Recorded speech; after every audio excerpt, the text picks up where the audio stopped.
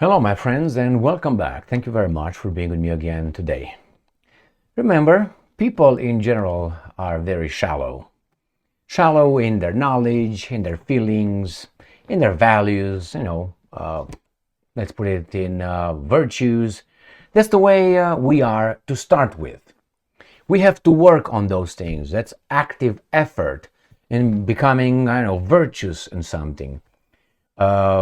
Fighting for your values and don't bend when your values are attacked. And obviously gaining knowledge, information, and then develop the right way of thinking. Yeah, that's such a thing. And we have here a few articles, but the articles feature a video that I will not play. And it is with two Marines, American soldiers, who are attacked by a mob of civilians in Turkey. They're attacked physically and they are harassed and told to go home. Yankees, go home. I don't know if they really said Yankees, but nevertheless, here it is. It's not the news that, oh my God, two guys were attacked. It's bad. But why were they attacked? Do you think they were attacked because the Turks hate the American people? Do you think they hate the American military? Do you think they hate the American government's decisions? Support for some, and their record. So I have three articles with this video, and then I will show you how they reported. CNN, Fox News, and the Russians. A little bit different, each of them. And then I will show you one example why we as citizens might be targeted in foreign countries because of the government that we elected to make decisions in our name that will affect us. So if I go and travel somewhere, I might be attacked because I'm an American. But they don't want to attack me per se. I mean, some do, but nevertheless, I'm not talking about the ones that really know me and they don't like me or they love me. I'm not talking about those guys. I'm talking about the guys who are attacking me because I belong to a group whose leaders did garbage around the world. And we can't protect ourselves there. They can. They can. Why? Because these guys in charge of us who actually make the decisions and implement the decisions through us. They expose us to danger because we don't know that actually we are protecting ourselves from those guys. So we are exposed, they are not. Now let me show you. Here, the first article. This comes from Russia Today. That's not the one. This is the one I meant. We're going to go to that one later. That's a consequence. That's a consequence that will show you how people perceive our country based on our US government's decisions. And I will show you this one. Let's start with this one, Russia Today as well. US Marines attacked in Turkey. Video. I'm not going to play the video. The group behind the incident says American troops have, and I'm quoting, Palestinian blood on their hands. Why? What did we, the American people, do to the Palestinians?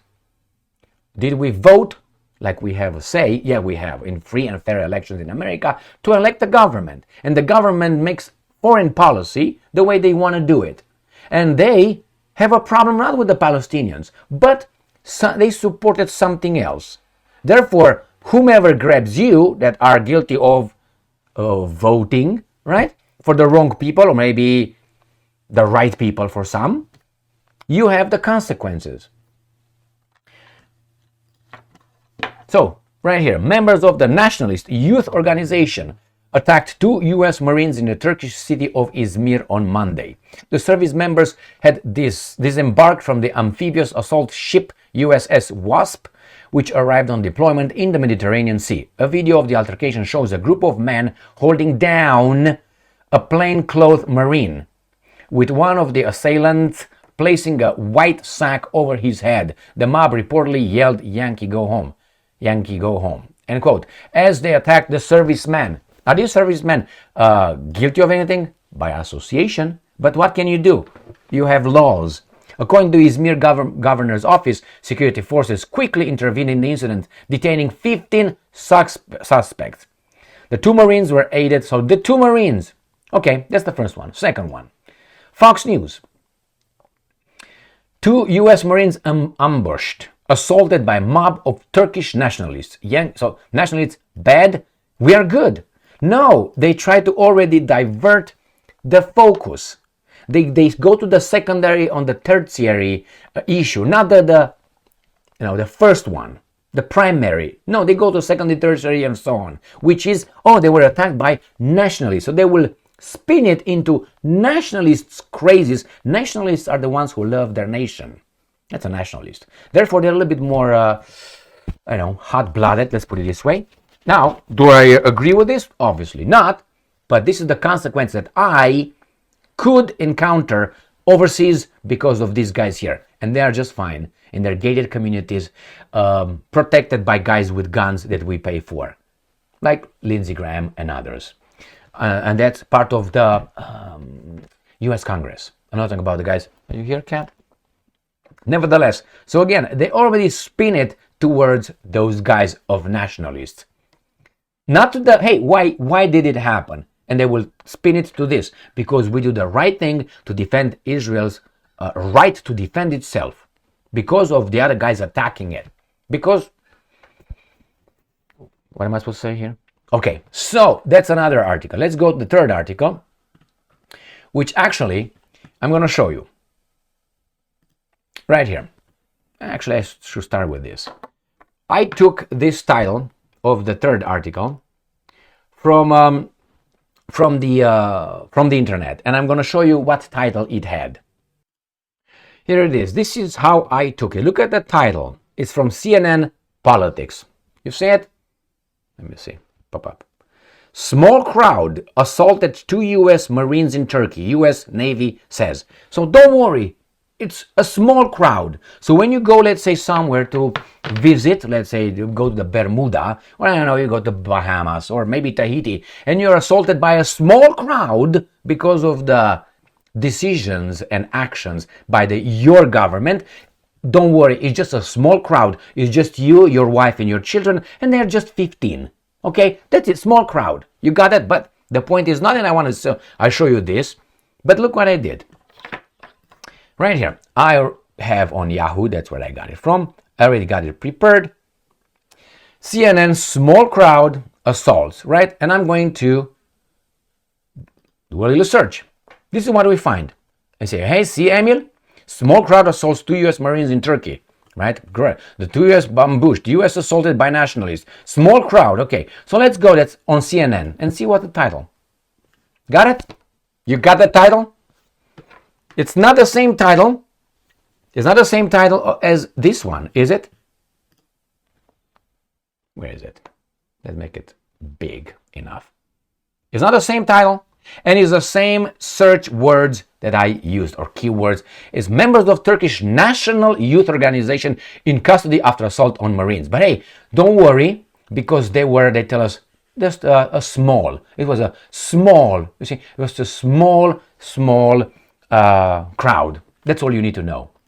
I don't care, my friends, if it's a small or big. I'm alone. What am I supposed to do? Fight these guys? Nevertheless, let's go to the next article, and I'm going to show you the next topic related to this one, which I'm going to show you a decision, again, made by the Americans, the American government, that we will be targeted as civilians in the countries that we're going to visit. But hey, what are you going to do? Because they make a safer day. Don't they say that they want to do it to protect us, to make a safer world? Is it? Is it a safer world? When you stick your nose when you're not supposed to, but you do it because of other interests? Right, so let's look at this article. Sputnik. U.S. seizes a Venezuelan president's airplane in Dominican Republic. Dominican Republic is a country that, I'm going to speak like Kamala Harris, it's independent and sovereign, supposedly. But in that country, the third party, which is the Venezuela country, the country of Venezuela, has a plane over there. And the Americans seize it on that country. How can you do this? Now, how do you think the Venezuelans will look at that? Some will say, good job, we don't like Maduro, but the other will say, what's going on? Now, for the guys who say, good job, United States of America, let's say you're from Venezuela, think about this. Don't think it's Maduro, because what these guys did it to your president's office. So when the Americans, let's say you have your right person that you like, my Venezuelan friends, and the guy is going to do something, going to cross the United States of America one time, which means he's not going to agree to continue to be a vassal state like Dominican Republic is. What are you going to do? And they're going to seize something of your president that you like at that point. You see, if America doesn't like you for whatever reason, it has the right to seize your property, your president's office property. I don't think that's Maduro's plane, it's presidential plane. Anyway, wherever they want. So if I go, let's say, to Venezuela and I tell those guys I'm American, how do you think I will be treated? Oh, good job. Now, I'm going to read details why this plane was seized. And you might agree with that. The U.S. authorities have seized Venezuelan President Maduro's airplane in the Dominican Republic. The U.S. authorities claim that the plane was purchased in violation of U.S. sanctions. So the United States of America, can do this. Place sanctions on another country, which is Venezuela. Now this guy buys a plane and then it goes in a different country. And these guys say, hey, you violated my sanctions and I'm going to have extraterritorial jurisdiction and I'm going to go to that country and seize it. How is that possible? Well, if that happens in the international arena, don't you think it happens in your country? Couldn't happen that way? And obviously, Dominican Republic is a vassal state of the United States of America since it allowed these guys to seize it. It says, according to U.S. officials as cited by CNN, the United States is, and I'm quoting, sending a clear message that nobody is above the reach of the U.S. sanctions. Sanctions is a bit, so you cooperate with people, with your allies. Nevertheless, my point is, if I go to Venezuela, they will not look at me as Emil Kosman, they will look at me as American guy who did this to their president. What's going to happen? A small crowd of 15 people or 14 will surround me and my family or my loved ones, and they're going to give me a little treatment that they would give to other people who actually are the ones that they should be focused on more. But hey, they do whatever they want, they can at their level. Again, the same thing here. The jet was allegedly used by the Venezuelan president and violated sanctions Washington has imposed on the country. The U.S. government has confiscated an airplane reportedly used by Venezuelan in Caracas, claiming he violated Washington sanctions against Caracas. Got it? Now here it is. Seizing the foreign head, and I'm quoting, seizing the foreign head of state's plane is unheard of for criminal matters. We're sending a clear message here that no one is above the law. No one is above the reach of U.S. sanctions. Got it? Now, you might like or don't like that. It's the same thing as with freedom of speech. You might not like what I say, and you would call your baboons to, let's say, ban me, arrest me, close me, something like that. Remember, when someone else would not like your speech and could do the same thing to you, unless you think that you will always be on the right side of history, which is the governments. Remember, governments come and go. Remember, governments if you are always on that side, is a problem. That means no free thinking. Right there. You sometimes say things about things, the same thing with that are not popular. That takes courage. Remember, when you have a person who has no enemies, be wary of it, of that person, very much. Right? You should have enemies if you stand for something. And remember, truth is not based on the numbers, on voting, on democracy. Truth is based on evidence and debates and communication and transferring of information. That's how you find out the truth. It's not like, 15 guys here, you're alone. We must be right. No. And always use this example. Galileo Galilei said, it's not the whole universe turning around, or how do you call it, revolving around this planet, because this is the made by This is what those guys said. It is the other way around. This guy goes around the sun. What happened at that time? Well, he obviously crossed another authority, which was the church. Why? Because they were going to, was it the Euclidean vision of things, that actually this is because it's the creation of pop. So it was a dogma. It was an ideology, not based on facts. So when Galileo Galilei said that, with others, Giordano Bruno was also, and many others. But what happened? These guys put him, not Giordano Bruno. Giordano Bruno was put on trial and then burned by the authorities. They said, no, that's blasphemy. Galileo Galilei stayed about how many years on house arrest, and he just avoided something, again, from the same authority. No, he was against the overwhelming majority of people who, yes, that's true, it's right there in the Bible that we cannot read, but it's right, some people interpret it for us. Yeah, it's right there. I'm not taking a shit on that, but I'm giving you the clearest example. So think about this. When you go in a organization, you go in a meeting, and you have people aligning with one another politically towards that guy because he's the boss. Now you need courage to say, he is wrong. All right, he's wrong, and I'm going to tell you why. You're going to get fired probably, but nevertheless, you're going to have a clean conscience. It happened to me. I didn't get fired. It happened to me. I was in a meeting with a director, and I said, that's not true. I didn't say it's not true. The situation exposed to us in this meeting is inaccurate. I will provide more evidence that could change the outcome of your conclusion.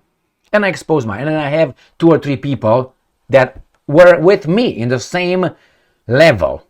And they stuck with the directors, even though I said, look, I exposed the guys right there. I said, because they stood up and they said, no, that's not like that. Emily's not right. They didn't attack the evidence. They said it's not right, it's not true. Why? And he's a bad guy. So I said, listen to the director. Listen, these guys right here on the floor over there, when we are not in a meeting, they have the same opinions and assessments of the situation. They communicate to me and everybody else. Now with you, they are weasels. They are they put me to a corner because of you, because your strength, and they're cowards. You are cowards.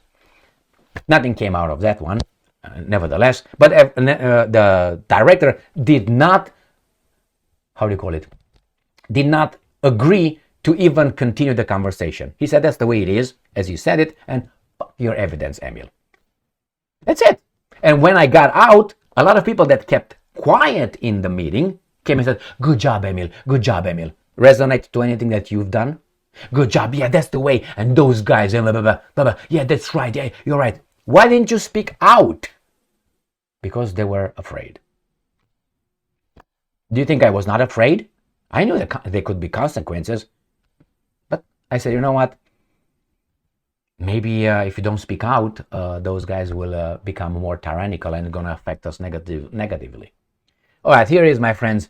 My point here is, because of those guys' decisions, we might have the government giving us some warnings. Please, travel warning. Don't travel over there. Don't travel over there. Why? Because those guys don't like us. Remember when it was September 11 attacks on US? These guys came with the idea. It was obvious for some of us why those horrible attacks occurred. It was obvious. But these guys were like asking the question, CNN, whatever they were. I don't remember CNN. I don't remember exactly. But I watched TV and I said, why do they hate us? And there were a panel of baboons. And they were like puzzled. Why would someone do something like this to us? Because we're good. Yeah, you might be good. Not now because you talk shit. But anyway, why? And then someone said, because they hate our freedoms. Oh my God, that's why, man. It's not because we are over there giving them freedom and democracy, right? No. They hate our freedom. And everybody was like, that's it, man.